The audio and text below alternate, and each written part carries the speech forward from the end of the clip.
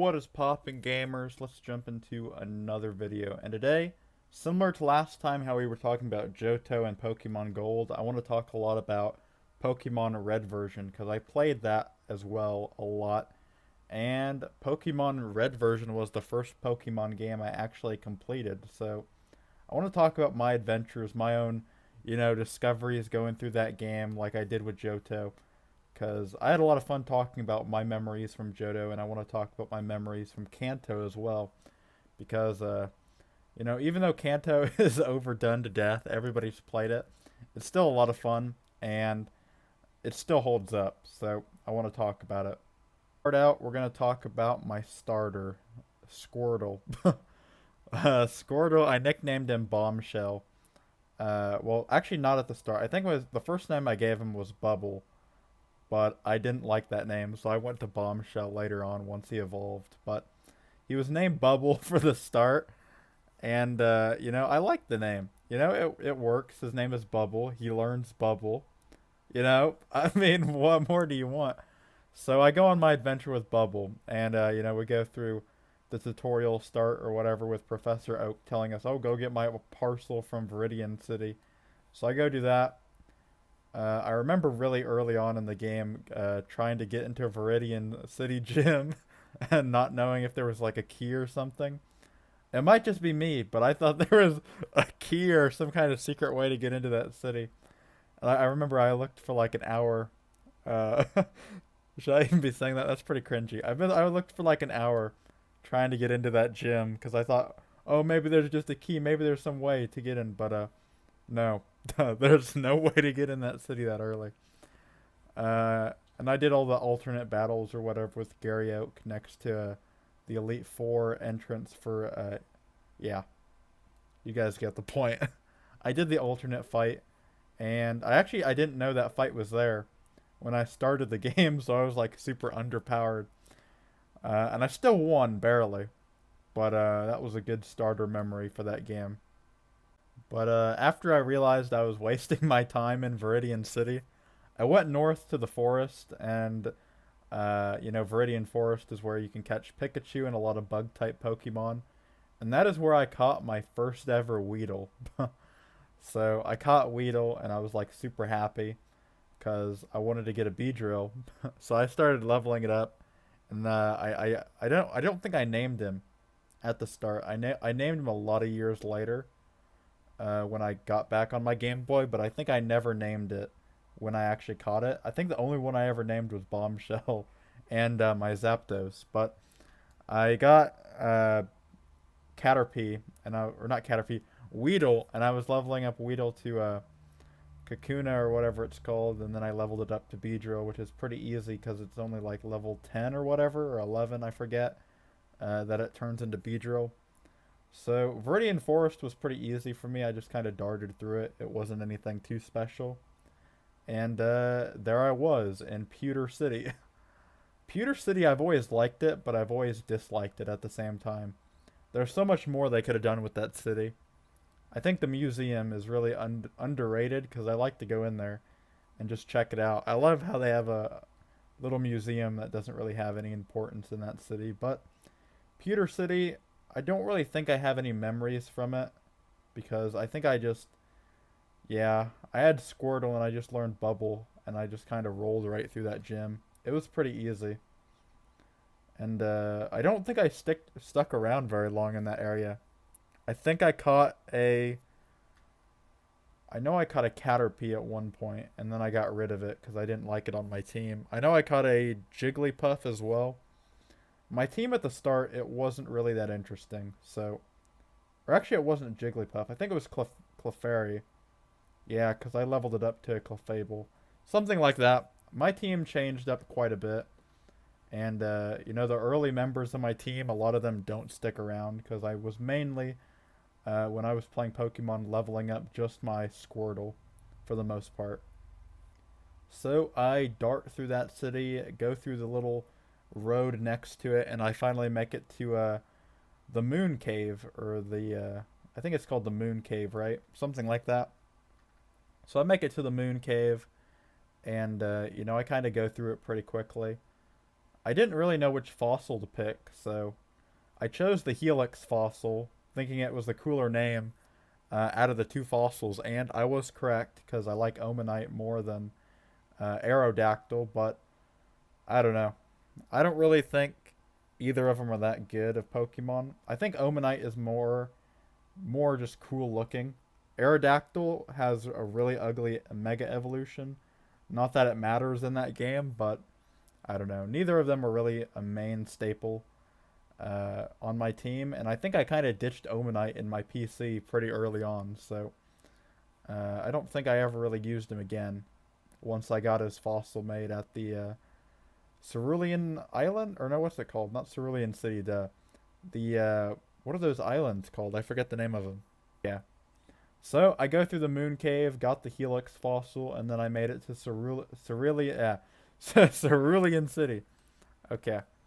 And this is where my journey took a long time, because I lost to Misty like I want to say I want to say like 5 times in a row, because all I had was my Squirtle, and water moves, they don't do that good against water types. Sorry to tell you guys, but I think I lost like 5 times until I got an Ekans leveled up to a. I think I got it all the way to an Arbok or really close to that, and my Arbok stomped him. So once I beat Misty, I made it through that city. I went to Bill, got the Eevee, and I did all that stuff. Or actually, I don't think you go to Bill right off the bat. I don't remember what I did. I think it was, yeah, I think you have to go on the SS and before you actually go to Bill, if I'm not mistaken. Something like that. I don't know. So I went south to the next city to fight Surge in his gym. I beat Surge after doing all the SS and stuff for Cut, and I beat Surge. And then the Snorlax was in the way, and then all the other stuff happened. A lot of unmomentable things happened in this part of my journey. I don't really think my team changed that much, but I did all that, and I made it to Lavender Town after going through that cave. And Lavender Town is when stuff went spooko mode.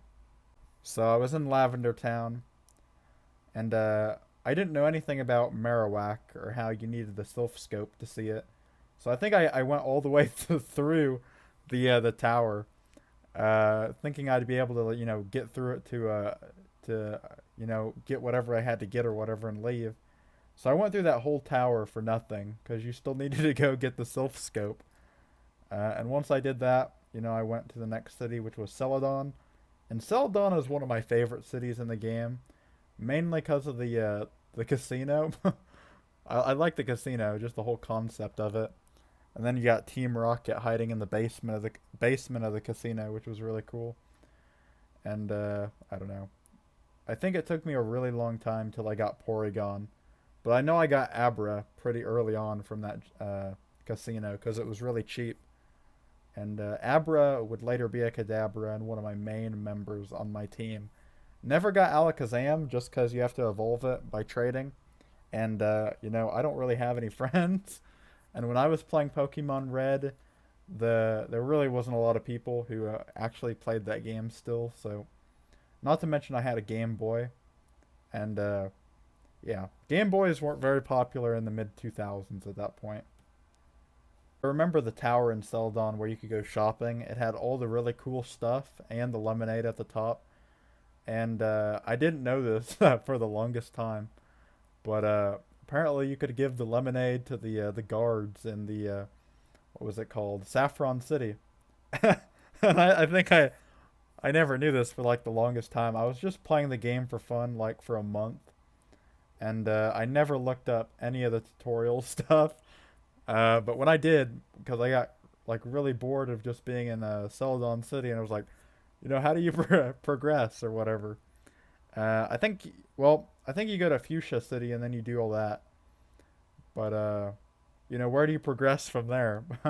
And you go to Saffron City, and I didn't know you were supposed to give them the lemonade to get into that city. So once I looked up a tutorial to find that out.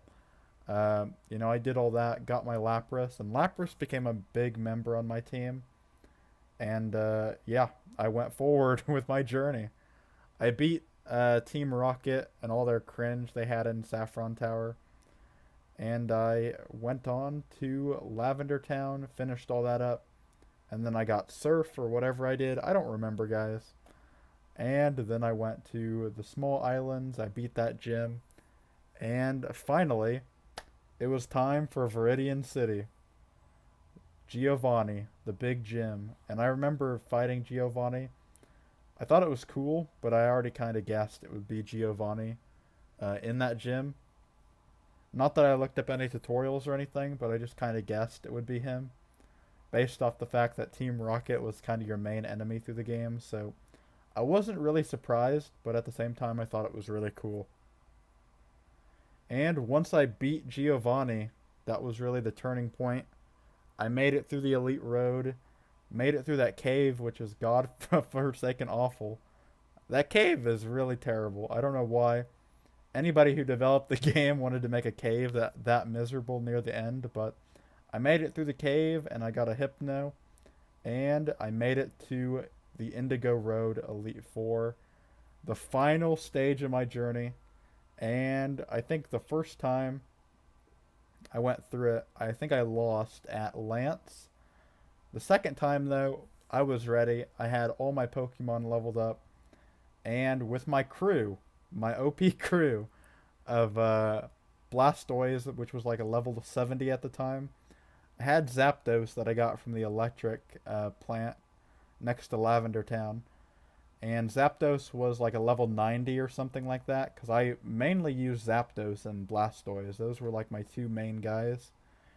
Then I had Hypno, Beedrill, I had Lapras, and I had Farfetch'd. And that was my crew. And what we did was history. We made history that day. And we beat the Elite Four, including Garyoke. And, you know, I won Pokemon. And that was my big journey. And a lot of good memories from winning Pokemon. I never got Blastoise all the way to level 100, but I got Zapdos to level 100. So that was my journey in Pokemon. I never got Mewtwo because I didn't really care. And yeah, that was my OP journey. Hopefully you guys enjoyed me talking about Pokemon Red, and I'll see you all for the next one. Peace.